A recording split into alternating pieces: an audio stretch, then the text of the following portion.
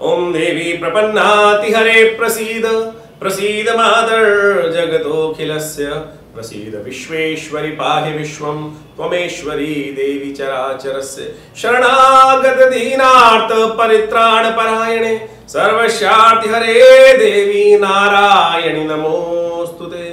नमस्कार, स्वागत है आपका। मैं आचार्य विक्रमादित्य आपके साथ। आचार्य वाणी में हम बहुत सारे अलग अलग प्रकार के विषयों पर आपके समक्ष आते हैं और आपके जीवन में क्या कुछ ग्रहों का योगायोग चल रहा है और कैसे उसको निदान की तरफ आप ले जा सकते हैं अपने स्वल्प उपायों के माध्यम से, प्रार्थना के माध्यम से, भगवती की कृपा के माध्यम से। देखिए, ज्योतिष में ग्रहों को समझने के लिए इस विज्ञान का सृजन हमारे ऋषि मुनियों ने अनादिकाल से किया और जैसा कि आप समझ रहे हैं, आप सब जानते ही हैं, गुप्त नवरात्रि बिल्कुल आरंभ है और गुप्त नवरात्रि के समय में मां भगवती की आराधना करने का बड़ा शुभ मुहूर्त माना जाता है। शास्त्र के दृष्टिकोण से ये शुभ मुहूर्त जो है जीवन में कल्याण का मार्ग प्रशस्त करते हैं। छोटे छोटे उपाय मां भगवती के निमित्त यदि आप करें तो आपके जीवन के कल्याण के मार्ग प्रशस्त हो सकते हैं। कर्क राशि के संबंध में आज हम बताने जा रहे हैं। बहुत सारी राशियों के संबंध में जब हमने समय समय पर आपको अवगत कराए कौन से उपाय आप कर सकते हैं अपने ग्रहों के अनुसार से। ग्रहों का गोचर किस प्रकार से कर्क राशि वालों के लिए योगायोग बना रहा है वो हमको पहले समझ लेना चाहिए। ये हमने कई वीडियोस में पहले बताया भी है। जब शनि का परिवर्तन हुआ, विभिन्न ग्रहों का परिवर्तन हुआ, क्या कुछ आपके साथ होने के योग है, समझ लिया क्या कुछ होने के योग है, लेकिन उन सबको ठीक कैसे करें आगे और अपने जीवन में अपनी मनोकामना सिद्धि के योग कैसे बनाएं। देखिए, इस वक्त ग्रह योगों को देखें तो राहु जो है सफलता वाले भाव में चल रहे हैं आपकी राशि के अनुसार से, और शनि यहां पर आपके गोचर में चलते चलते जिस भाव में पदार्पण कर रहे हैं वो है अष्टम भाव। और अष्टम भाव में जब वो भी देख रहे हैं कहां पर, अपनी प्रथम दृष्टि से सबसे पहले तृतीय दृष्टि पर यदि देखें तो वो सफलता वाले दशम भाव को ही देख रहे हैं। तो यानी आप जो भी कार्य कर रहे हैं उसमें आपकी मेहनत की आवश्यकता ज्यादा दिखाई देती है। और देखिए, ये खेल बड़ा विचित्र है। यदि जो भी हम कर्म करते हैं उसके अनुसार से उसमें जो सफलता का योग है वो देव कृपा के माध्यम से अद्भुत रूप से प्राप्त हो सकता है। देव कृपा को साधने का हमें प्रयास करना चाहिए। और बड़ा शुभ है कि इन ग्रहों के परिवर्तन के साथ साथ गुप्त नवरात्रि जिस प्रकार से आई है और गुप्त नवरात्रि में भगवती की आराधना करने का बड़ा सुंदर मुहूर्त बन जाता है। तो ऐसे में यदि आप शक्ति उपासना करने का प्रयास करें, या देवी सर्वभूतेषु बुद्धि रूपेण संस्थिता नमस्तस्यै नमस्तस्यै नमस्तस्यै नमो नमः, इस मंत्र यथाउचित भाव से मां भगवती की यदि इन 9 दिवसों में नित्य प्रति एक माला भी जप कर ले तो देखिएगा आपके जीवन में सफलता का अद्भुत योग बन जाएगा। ये मंत्र हम इसलिए बता रहे हैं, या देवी सर्वभूतेषु बुद्धि रूपेण संस्थिता नमस्तस्यै नमस्तस्यै नमस्तस्यै नमो नमः, मां भगवती कृपा प्राप्त करने के लिए बड़ा ही सिद्ध मंत्र है। देवी सूक्त के अंतर्गत आया है। देवी सूक्त कहां से निकला? भगवती की प्रार्थना करते करते जब दुर्गा सप्तशती के 5वें अध्याय में चलेंगे, जिसको उत्तम चरित्र कहा जाता है, भगवती मां सरस्वती की आराधना करने का वो अध्याय है। कहा जाता है कि जब महिषासुर का संहार मां भगवती ने किया था तब देवताओं की स्तुति से प्रसन्न होकर अवतरित होकर मां भगवती ने समस्त प्रकार के देवताओं की मनोकामना सिद्धि का योग बनाया। तो उसके बाद कहा जाता है मां भगवती ने 4th अध्याय में देवताओं को आशीर्वाद प्रदान किया था कि आगे भी जब जीवन में तुम्हें कष्ट आए तो मेरी आराधना करना, मुझे याद जब भी करोगे मैं अवश्य तुम्हारे कष्टों को दूर करने के योग बनाऊंगा।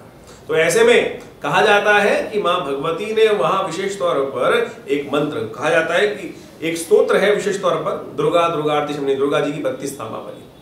वो दुर्गा दुर्गाति शमनी, दुर्गा पद निवारणी, दुर्गमच्छेदनी, दुर्ग साधनी, दुर्गनाशिनी, दुर्गदोद्धारणी, दुर्गनिहंत्री, दुर्गमापा, दुर्गमज्ञानदा, दुर्गदैत्य लोक दवानला, और अंत में लिखा है पठेत सर्वभयान मुक्तो भविष्यति निसंशया। दुर्गा सप्तशती के अंदर आपको ये स्तोत्र दुर्गा जी की नामावली जो है वो आराम से मिल जाएगी। ये कहा गया है और देवताओं ने देवी सूक्त के मंत्रों से मां भगवती की जब आराधना करी तो भगवती ने स्वयं 5वें अध्याय में जो कथा आती है वहां कहा गया शुंभ निशुंभ का संहार करने के लिए मां भगवती ने स्वयं स्वरूप दिव्य रखा और समस्त कष्टों को संहार करने के लिए योग बनाया। तो आप कोशिश करें देवी सूक्त का नित्य प्रति यदि पाठ कर ले, यदि नहीं हो सकता है तो या देवी सर्वभूतेषु बुद्धि रूपेण संस्थिता नमस्तस्यै नमस्तस्यै नमस्तस्यै नमो नमः, इस मंत्र का यथाउचित भाव से जप करने का प्रयास कीजिए। देखिए आपकी मनोकामना सिद्धि के योग बनेंगे, कष्ट दूर होने के योग बनेंगे। क्योंकि ग्रह जो हैं, हमने आपको समझाने का प्रयास किया कि यदि कर्क राशि के संबंध में यदि बात करें तो ग्रह तो परिवर्तन की तरफ जाते हैं, कभी अच्छे दिन, कभी परेशानी वाले दिन, कभी साधारण दिन। तो आप कर्म के द्वारा, सदकर्म के द्वारा अपने कैसे भी कष्टों को दूर करने के योग बना सकते हैं। तो ये गुप्त नवरात्रि बड़ी सिद्ध रात्रि है, सिद्ध है। आम नवरात्रि से भी ज्यादा महत्व है, गुप्त है, चुपचाप, किसी का कोई पंप एंड शो करने की जरूरत नहीं है, भगवती के सानिध्य में बैठ के। देखिए दुर्गा सप्तशती के अंदर विभिन्न अध्याय कहा गया, देवी सानिध्यम जुक्त्वा मंत्र सिद्धिर भवति।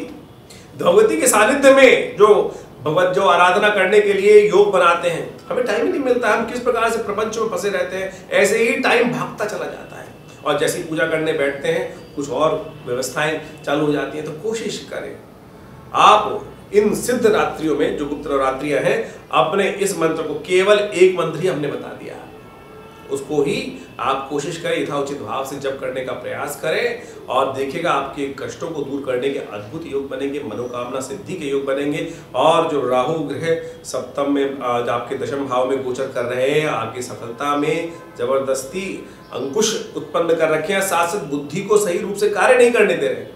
जब दशम भाव में बृहस्पति गोचर करते हैं तो विशेष तौर पर बुद्धि को ना डंप कर देते हैं। देखिए बुद्धि के द्वारा ही सारे कार्य होने हैं, और दशम का राहु जो है वो विशेष तौर पे ज्योतिषी गणनाओं के अनुसार से ऐसा देखने में आता है कि वो विशेष तौर पर बुद्धि को डंप कर देता है, सही समय पर सही जो विचार आना है वो आता ही नहीं है। तो ऐसे में माँ भगवती की स्तुति करें, या देवी सर्वभूतेषु बुद्धि रूपेण संस्थिता नमस्तस्यै नमस्तस्यै नमस्तस्यै नमो नमः।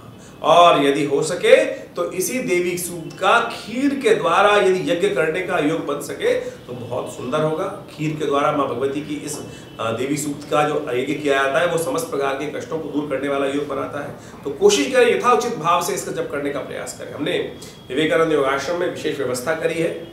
ऐसे तो हर नवरात्र में हर रोज नित्यपति यज्ञ होता ही है, लेकिन दुर्गा सप्तशती का विशेष तौर पर सहस्त्र चंडी का पाठ नवरात्रों में विशेष तौर पर करने का आयोजन किया था। तो उसी प्रकार से श्रृंखला में इस बार भी आश्रम पर विशेष तौर पर माँ भगवती को प्रसन्न करने के लिए, कष्टों को दूर करने के लिए समस्त लोगों के प्रयास से सुंदर तरीके से सहस्त्र चंडी महायज्ञ का सुंदर आयोजन किया जा रहा है। तो आप भी उसमें सम्मिलित हो सकते हैं। यदि आप बहुत दूर हैं तो कोई बात नहीं, आप अपने नाम और गोत्र को हमारे आश्रम पे जो नंबर्स आपके सामने चल रहे हैं उन पर आप अपने गोत्र इत्यादि को भेजकर व्यवस्था में भाग ले सकते हैं। आप समझे कि गुप्त नवरात्रि, ये सिद्ध योग जो है जीवन में जब आते हैं तो कोशिश करें, ये मैं कहूंगा इसको समझाने के लिए अनेक उदाहरण उपस्थित किए जाते हैं। आइंस्टाइन ने एक एग्जाम्पल दिया था कि दे आर टाइम होल, जो टाइम होल्स होते हैं ना, जो जिससे आप बहुत जल्दी से ट्रेवल कर सकते हैं, कि जब आकाश में स्पेस में ट्रेवल करने के लिए टाइम होल्स होते हैं कि उनमें से निकलकर लाइट की स्पीड से भी तेजी से वहां से निकलकर अपने रास्ते को गंतव्य मार्ग पर पहुंचा जा सकता है। आइंस्टाइन की एक थ्योरी थी।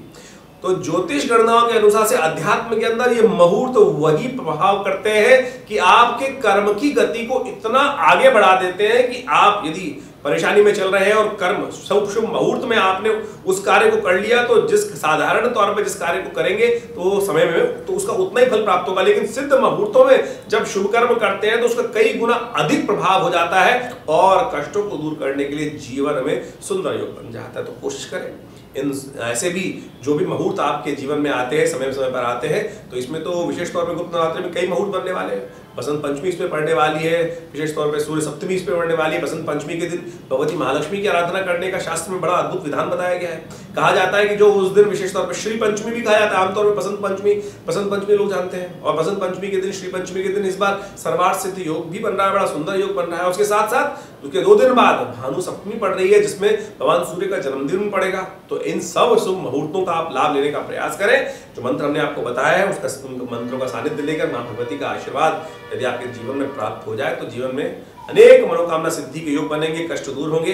आशा करते हैं आप इन सब सुझावों को अपने जीवन में समझेंगे और करेंगे, आपके जीवन में कल्याण का मार्ग प्रशस्त होगा।